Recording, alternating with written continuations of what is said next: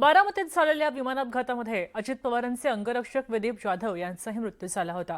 आज उपमुख्यमंत्री सुनेत्रा पवार यांनी विदीप जाधवांच्या घरी जात त्यांच्या कुटुंबियांची सांत्वनपर भेट घेतली, त्यांच्या फोटोला पुष्प अर्पण केले आणि कुटुंबियांची सांत्वनपर भेट घेतली। विदीप जाधव अनेक काळ दादांसोबत कार्यरत होते, त्यांचे अंगरक्षक म्हणून त्यांनी काम केले। आपल्यासोबत जितेंद्र जाधव जोडले गेलेले आहेत। जितेंद्र, आपण पाहू शकतोय की सुनेत्रा पवारांनी कालच उपमुख्यमंत्री पदाची शपथ ग्रहण केली आणि आता त्या विदीप जाधव यांच्या घरी त्यांच्या कुटुंबियांची सांत्वनपर भेट घेत आहेत। अगदी खरे, आपण पाहतोय की सुनेत्रा पवार यांच्या कुटुंबियावर देखील दुःखाचा एवढा मोठा डोंगर कोसळला असताना त्यांनी हिमालय एवढे दुःख आपल्या पोटात घेऊन आज पहिल्यांदा त्या कराड येथे समाधीस्थळावर जाऊन त्यांनी अभिवादन केले। आणि पहिल्याच ठिकाणी आपण जे बघितलं की अजितदादांचे जे अंगरक्षक होते विदीप जाधव यांचा देखील या विमान दुर्घटनेमध्ये मृत्यू झाला। ही आपण त्यांच्या निवासस्थानी आलेलो आहोत। हा त्यांचा मुलगा आहे, हा तिसरीत आहे, ही त्यांची पत्नी आहे आणि ही माझ्या डाव्या बाजूला जे बसले त्यांचे वडील आहेत। आपण पहिल्यांदा पत्नींना विचारू, एकंदरीत शेवटचा तुमचा फोन कधी आला होता?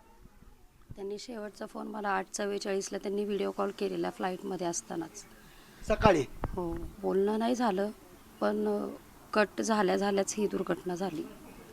सकाळी घरून 5:30ला निघताना त्यांनी मला त्यांच्या आईला सांगून गेलेत की मी संध्याकाळी येतोय। त्यांच्या पोटात दुखत होतं 8 दिवस, डॉक्टरकडे नाही म्हणून आणलं होतं। बोलले सुद्धा पोटातलं राहिलंय, दुसऱ्या दिवशी ब्लड टेस्ट वगैरे करायच्या होत्या त्यांच्या, मी येतो संध्याकाळी। काय स्वप्न बघितले ते तुम्ही नवरा बायको?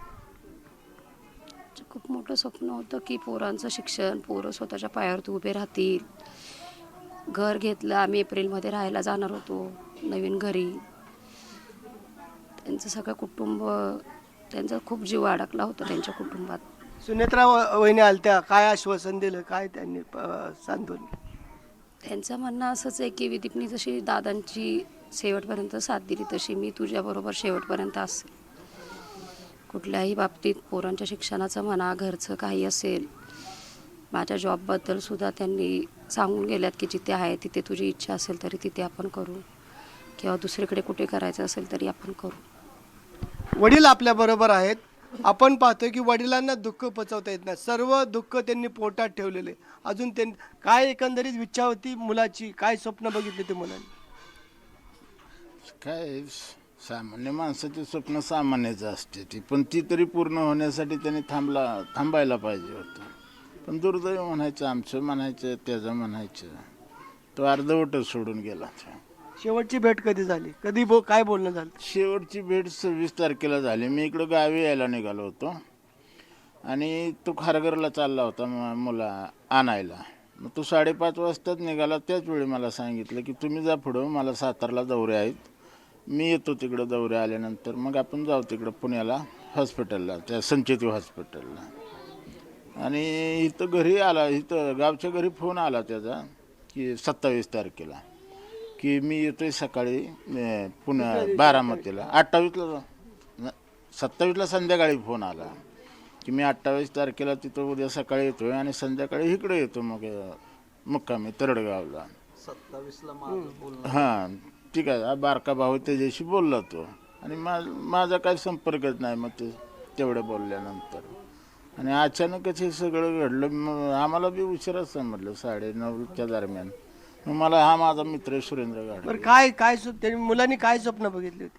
मला ते काय चालले होते त्याचं हे नियमितपणे काम करायचं आणि दादांशीच कंप्लीट पूर्ण बॉडीगार्ड म्हणून राहण्याची, आणि अतिशय शांत स्वभाव, दादांच्या जवळचा, दादांचा विश्वासू, आणि अतिशय सुंदर, म्हणजे शिक्षण व्यवस्थित, शांततेत पूर्ण। आपण बघतोय की एकंदरीत सर्वात मोठं दुःख असतं ते आपल्या पत्नीला। आपण बघतोय की पत्नीवर एवढ्या मोठ्या दुःखाचा डोंगर कोसळलेला आहे, दुःख सांगता येत नाही।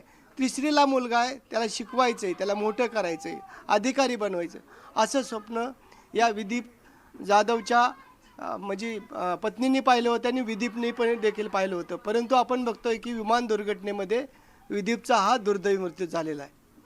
खरं जितेंद्र, आपण संपूर्ण कुटुंब शोकाकुल झालंय. आपण त्यांची सांत्वनपर भेट घेतली. धन्यवाद सविस्तर माहितीसाठी.